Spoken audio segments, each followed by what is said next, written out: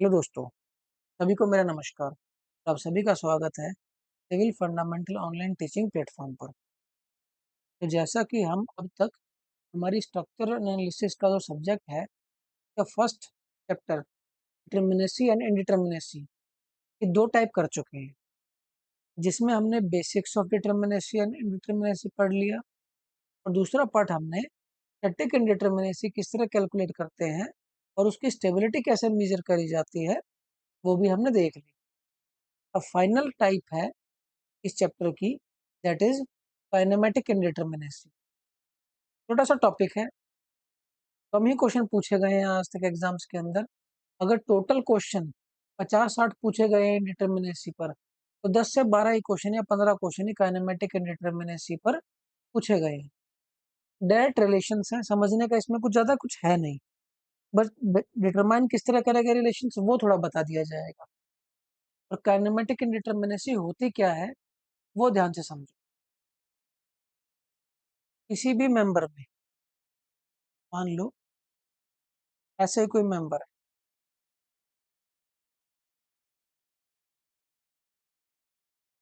ये रहा पार्टी वाला, ठीक है। अब मान के चलते हैं कि इसमें कोई हॉरिजॉन्टल लोड लग रहा है। अब इसकी वजह से कोई ना कोई डेल्टा भी जनरेट होगा। मान के चलते हैं वो डेल्टा एक्स हो गया, ठीक है। कोई ना कोई मेंबर में अगर ये ए और ये बी है और ये बी डैश है, तो कोई ना कोई चेंज इन लेंथ भी हुआ होगा। मतलब ए बी डैश जो होगा तो कुछ ना कुछ डेल्टा प्लस ए भी होगा। और कोई ना कोई तो स्लोप भी जनरेट हुआ होगा।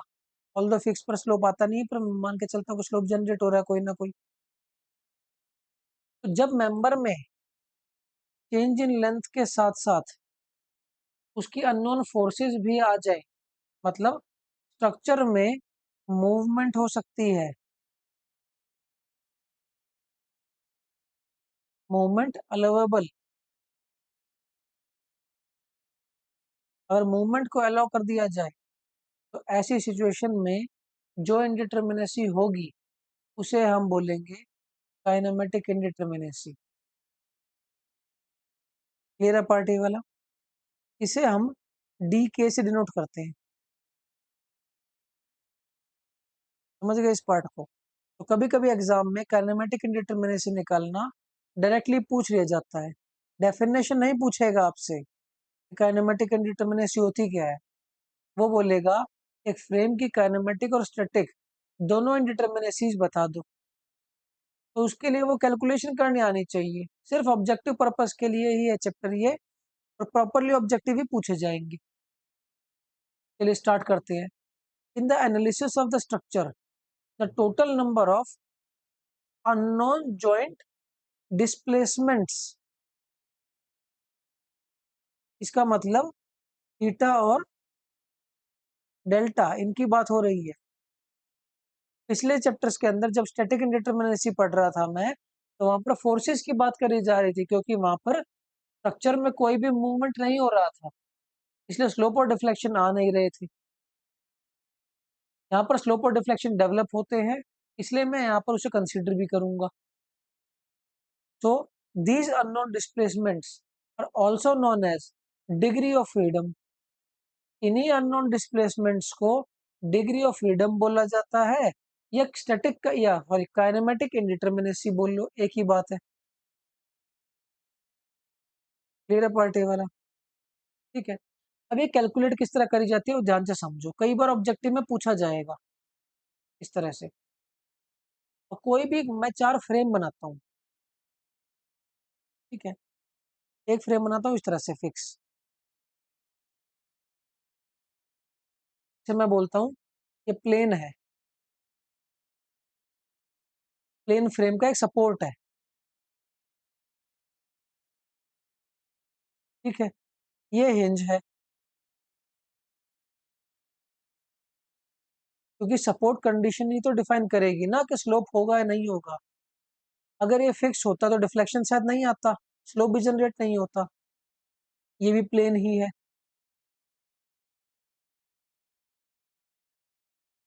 प्लेन फ्रेम, इसे मैं नाम दे देता हूँ स्पेस। Space frame. और इस हिंज वाले को भी नाम दे देता हूँ स्पेस फ्रेम।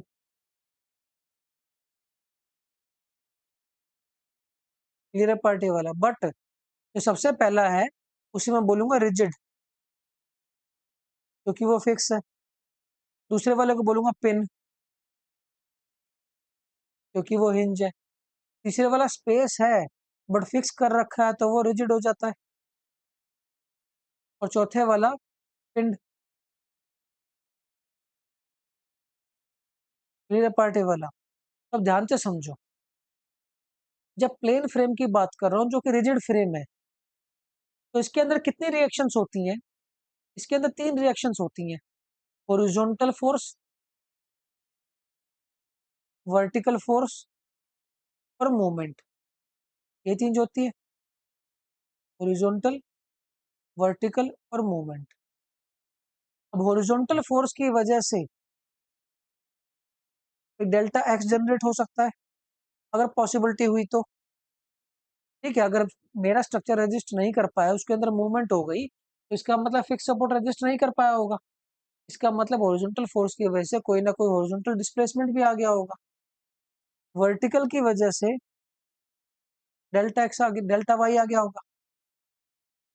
और मूवमेंट की वजह से कोई ना कोई थीटा आ गया होगा। तो फिक्स सपोर्ट में अगर वो प्लेन फ्रेम है तो उसके अंदर कितने number of degree of freedom होते हैं? तो डिग्री ऑफ फ्रीडम इस सिचुएशन में होते हैं तीन। ये एग्जाम में पूछा जाएगा, ध्यान रखना। जब पिन फ्रेम की बात करी जाए, प्लेन फ्रेम की जो कि पिन है, अब इसमें मूवमेंट तो होती नहीं, रेजिस्टेंस। एक वर्टिकल रिएक्शन ही होता है और एक हॉरिजॉन्टल रिएक्शन ही होता है। क्लियर है पार्ट ए वाला। तो हॉरिजॉन्टल की वजह से अगर कोई भी डिस्प्लेसमेंट हुई तो वो डेल्टा एक्स होगी, और वर्टिकल की वजह से कोई भी डिस्प्लेसमेंट हुई तो वो डेल्टा वाई होगी। तो यहाँ पर तो डिग्री ऑफ फ्रीडम है वो कितने हो गए?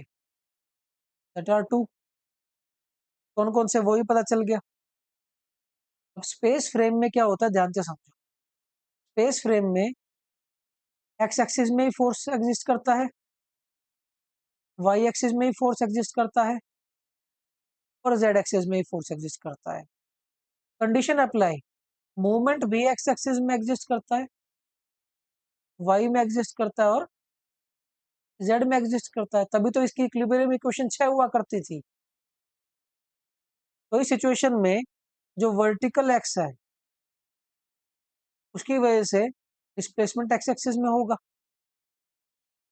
जो वाई है उसकी वजह से डिस्प्लेसमेंट वाई डायरेक्शन में, और जो जेड है उसकी वजह से डिस्प्लेसमेंट जेड डायरेक्शन में। सेम एज इट इज, जो मूवमेंट है एक्स एक्सिस में उसकी वजह से एक्स पर स्लोप आएगा, जो वाई पर है उस पर वाई पर स्लोप आएगा, और जो जेड पर है उस पर जेड पर स्लोप आएगा। तो total number of degree of freedom एक रिजिड थ्री डी स्पेस के, या थ्री डी स्ट्रक्चर में या स्पेस फ्रेम में कितने डिग्री ऑफ फ्रीडम होते हैं? तो that is degree of freedom इसके अंदर 6 होते हैं।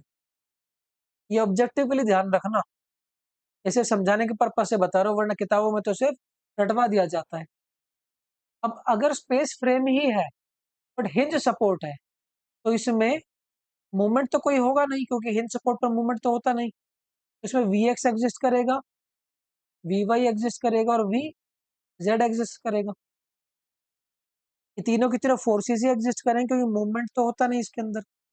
तो ऐसी सिचुएशन में वी एक्स से corresponding delta X, V Y के कॉरस्पॉन्डिंग डेल्टा वाई, और वी जेड के कॉरस्पॉन्डिंग डेल्टा जेड। समझ गए इस पार्ट को? तो इसके अकॉर्डिंग मूवमेंट तो कुछ होता ही नहीं है, तो उसकी वजह से कोई डिग्री ऑफ फ्रीडम आएगा भी नहीं। वो तो पहले जीरो होता है, तो उसकी वजह से कोई फ्रीडम आ ही नहीं सकता। तो इसमें डिग्री ऑफ फ्रीडम होता है 3। क्लियर है? तो अगर मुझे डिटर्मिनेसी निकालनी हो, काइनेमेटिक इंडिटर्मिनेसी, जिसे मैं डिग्री ऑफ फ्रीडम भी बोलता हूँ, तो हर रिजिड जॉइंट पर 3 डिग्री ऑफ फ्रीडम होते हैं। तो इसे मैं, अगर मुझे टोटल डिग्री ऑफ फ्रीडम लिखने हो, तो मैं कितने लिखूंगा? 3J minus total number of support reactions कितनी है, क्योंकि सपोर्ट पर जो रिएक्शंस हैं वो तो रिजिडिटी प्रोवाइड कर रही है ना। फॉर एग्जांपल ये फिक्स सपोर्ट है, अब फिक्स सपोर्ट मूव थोड़ी ना करेगा, बट आपने तो 3J के अंदर सारी कैलकुलेशन ले ली। फॉर एग्जांपल मैं आपको बताता हूँ कि मान के चलता हूँ ये 4 जॉइंट है, ये ध्यान से समझना। अब इसका मुझे डिग्री ऑफ फ्रीडम कैलकुलेट करना है, तो कितने जॉइंट हो गए? 1, 2, 3 और 4। तो डीके की वैल्यू आ गई 3J मल्टीप्लाइड बाय 4। ये तो आ गया total degree of freedom. But actually में मुझे एक चीज समझाओ, क्या जो फोर्थ सपोर्ट है या जो फर्स्ट सपोर्ट है, उसके अंदर डिग्री ऑफ फ्रीडम है क्या? नहीं है। क्यों? क्योंकि यहाँ पर तीनों तरह से रिजिडिटी प्रोवाइड मिलती है। ना ये वर्टिकली मूव कर सकता, ना ये हॉरिजॉन्टली, और ना ही ये मूवमेंट के साथ मूव कर सकता। और हिंज सपोर्ट भी दो तरीके से रेजिस्टेंस प्रोवाइड करता है। इस पे मूवमेंट तो रेजिस्ट नहीं होता, बट ये वर्टिकल फोर्स को भी रेजिस्ट करता है और हॉरिजॉन्टल फोर्स को भी रेजिस्ट करता है।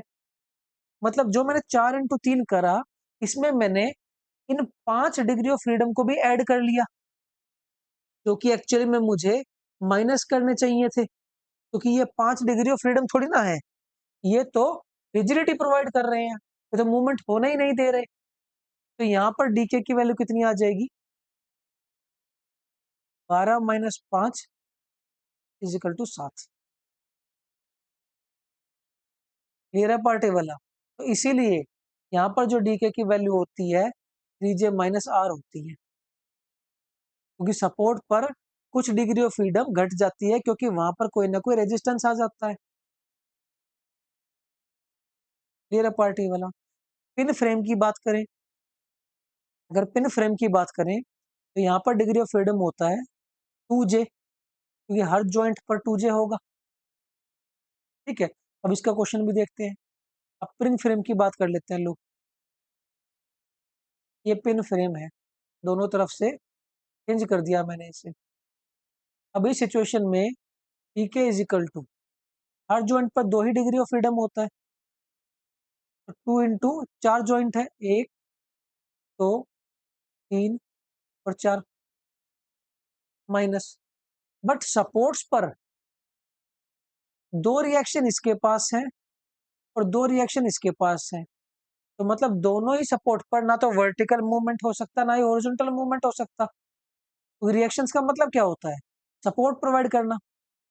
तो यहाँ पर डीके की वैल्यू कितनी हो गई? 4 × 8 - 4, दैट इज 4। समझ में आ गया ये वाला पार्ट? तो इस सिचुएशन में तो डिग्री ऑफ फ्रीडम हो जाएगा 2J - R हो जाएगा। क्लियर है? Same as it is.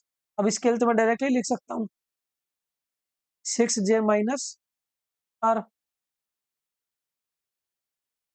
Final वाले के लिए DK is equal to 3J - R। ठीक है, अब ये रिजिड का और पिंड का मतलब क्या हुआ वो समझना है। अगर किसी स्ट्रक्चर का एक सपोर्ट भी फिक्स है, तो उसे रिजिड स्ट्रक्चर ही बोलेंगे। पिन होने के लिए सारे के सारे सपोर्ट्स का पिंड होना जरूरी है। बेसिक फंडामेंटल समझ में आया? अब यही चीज यहाँ पर है कि रिजिड जॉइंट अगर प्लेन फ्रेम है तो 3 डिग्री ऑफ फ्रीडम, स्पेस है तो 6, पिंड जॉइंट प्लेन है तो 2, और स्पेस है तो 3। उसी के बेस पर ये इक्वेशंस निकाल दी जो अभी अभी हमने डिराइव करी है। पिन फ्रेम के लिए 2 है तो 2J - R, rigid frame plane structure के लिए 3 है तो 3J - R। क्लियर है पार्टी वाला? तो ये डिराइव अभी आपको करके दिखा दिया। ऑल्दो इसके डेरिवेशन का ज़्यादा सिग्निफिकेंस नहीं है, बट ये चीज़ इम्पोर्टेंटली ऑब्जेक्टिव में पूछ ली जाती है और इस पर न्यूमेरिकल पूछे जाते हैं। क्लियर है पार्ट ए वाला? चलिए, अब बात करते हैं कि जो मैंने स्ट्रक्चर माने थे, मैंने इन सभी स्ट्रक्चर में डिस्प्लेसमेंट मानी थी। डिस्प्लेसमेंट कैसे? Delta X, delta Y, theta, ये सब डिस्प्लेसमेंट ही तो थी। अगर कोई भी मेंबर इनएक्सटेंसिबल हो जाता, मतलब किसी भी मेंबर में चेंज इन लेंथ नहीं हो रहा और कुछ भी चेंज हो रहा है, तो उसके पास डिग्री ऑफ फ्रीडम है। डिग्री ऑफ फ्रीडम मतलब आपके पास फ्रीडम है तो आप कुछ भी कर सकते हो। तो अगर मेंबर के पास फ्रीडम है, तो मेंबर किसी डायरेक्शन में भी चेंज इन लेंथ कर सकता है। सोच के देखो, वो फ्रीडम रुक जाती अगर मैं ये कहता कि इस स्ट्रक्चर के अंदर ये ऐसा कोई स्ट्रक्चर है, इधर तो 0 डिग्री ऑफ फ्रीडम है, इधर भी 0 डिग्री ऑफ फ्रीडम है। अब इधर 3 डिग्री ऑफ फ्रीडम थी। कैसे कैसे? डेल्टा एक्स, डेल्टा वाई और थीटा। अब ये सोच के देखो कि ये डिग्री ऑफ फ्रीडम होते ही ना, तो मुझे total degree of freedom, total degree of freedom में से माइनस करने पड़ते। क्या माइनस करने पड़ते? अगर मैं कहता हूँ मेंबर इनएक्सटेंसिबल है, मतलब तीनों के तीनों मेंबर में कोई भी चेंज नहीं हो रहा, तो मतलब ना तो डेल्टा एक्स हो रहा है, ना डेल्टा वाई हो रहा और ना थीटा हो रहा। मतलब जितने मेंबर उतने ही डिस्प्लेसमेंट कम हो जाएगी, क्योंकि हर मेंबर में चेंज इन लेंथ होगी। क्लियर है पार्टी वाला? मतलब हर मेंबर में अगर चेंज इन लेंथ होगी, तो वो तो डिग्री ऑफ फ्रीडम है। अगर मैंने उसे रोक लिया, तो मुझे माइनस करना पड़ेगा, और कितना माइनस करना पड़ेगा? जितने नंबर ऑफ मेंबर्स में इनएक्सटेंसिबिलिटी रोकी होगी, चेंज इन लेंथ रोका होगा, उतने माइनस कर दूंगा। अगर वो कहेगा कि 4 मेंबर इनएक्सटेंसिबल है, तो मैं 4 मेंबर माइनस कर दूंगा। क्यों? हर मेंबर में चेंज इन लेंथ होती होगी, बट इसने कह दिया कि 4 मेंबर में चेंज इन लेंथ नहीं हो रही, मतलब डिग्री ऑफ फ्रीडम नहीं है उनके पास, तो इसलिए मैं माइनस कर दूंगा। और तब करूंगा जब क्वेश्चन में स्पेसिफाइड होगा कि मेंबर इनएक्सटेंसिबल है। अगर कुछ मेंबर इनएक्सटेंसिबल हुए, तो वो बोलेगा कि भाई 4 मेंबर इनएक्सटेंसिबल है, 3 मेंबर इनएक्सटेंसिबल है, तो जो इनएक्सटेंसिबल होंगे वो माइनस कर दूंगा। बट अगर उसने बोला कि मेंबर्स इनएक्सटेंसिबल हैं, तो मतलब सारे के सारे मेंबर इनएक्सटेंसिबल होंगे। ऐसी सिचुएशन में जो हमने ऊपर फॉर्मूले डिराइव करे थे, उनमें वो सारे मेंबर माइनस कर देंगे जो जो इनएक्सटेंसिबल बोल रखे हैं। सारे बोल रखे हैं तो सारे माइनस कर देंगे। क्लियर है पार्टी वाला? अब इसी केस के अंदर, इन्हीं क्वेश्चंस के अंदर, अगर वो मेंबर इनएक्सटेंसिबल बोल देता, अगर ये ए है और ये बी है, अगर ए में वो मेंबर इनएक्सटेंसिबल बोलता, तो मेरा फाइनल डी के कितना हो जाता? मेरी कितनी वैल्यू आई थी? 7। 7 माइनस कितने मेंबर है? 1 2 और 1 3। डी के की वैल्यू कितनी आ जाती? 4। सेम एज इट इज अगर बी के केस में इनएक्सटेंसिबल बोलता, तो उस सिचुएशन में डी के की वैल्यू कितनी हो जाती? अभी 4 वैल्यू आई थी सेकंड केस में, तो 4 माइनस कितने मेंबर है? 1 2 और 3। तो काइनेमेटिक इंडिटरमिनेसी 1 हो जाती। समझ में आ गया? अब अगला पॉइंट है हमारा हिंज के केस के अंदर। अब हिंज दो तरह के होते हैं, एक होते हैं मेंबर हिंज और एक होता है जॉइंट हिंज। अब वो किस तरह के होते हैं ध्यान से समझो। मान लेते हैं ऐसा कोई मेंबर है, अब इसमें एक हिंज होगा इस तरह से और एक हिंज होगा इस तरह से। इसे बोला जाएगा मेंबर हिंज। क्लियर है? और इसे बोला जाएगा जॉइंट हिंज। समझ गए पार्ट को? तो मेंबर हिंज के लिए कंसेप्ट अलग है, क्योंकि जितने मेंबर हिंज होंगे उतना ही डिग्री ऑफ फ्रीडम हो जाएगा। क्लियर है पार्टी वाला? अगर मैं 2D की बात करूं और इस मेंबर हिंज की बात कर रहा हूं, तो अगर हिंज प्रोवाइड कर दिया तो इसके अंदर डेल्टा एक्स भी हो सकता है, डेल्टा वाई भी हो सकता है, थीटा एक्स भी हो सकता है और थीटा वाई भी हो सकता है। तो 4 डिग्री ऑफ फ्रीडम एडिशनल आ गए ना मेरे पास। अगर 4 डिग्री ऑफ फ्रीडम एडिशनल आ गए तो जो मैंने ऊपर फॉर्मूला डिराइव करे थे उनमें कुछ ना कुछ चेंज आ जाएगा। ठीक है, अब उनमें क्या चेंज आएगा वो ध्यान देखते हैं।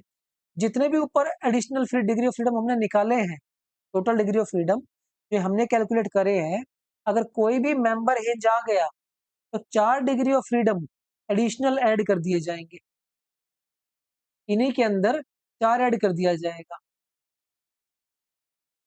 बट प्लेन फ्रेम के अंदर 4 ऐड करे जाएंगे। ठीक है, स्पेस फ्रेम के अंदर अगर 2D के अंदर बात करा जाए, 2D के अंदर जो भी डिग्री ऑफ फ्रीडम होगा उसमें 4 ऐड कर दिया जाएगा। ये बात समझ में आई? और अगर 3D की बात होगी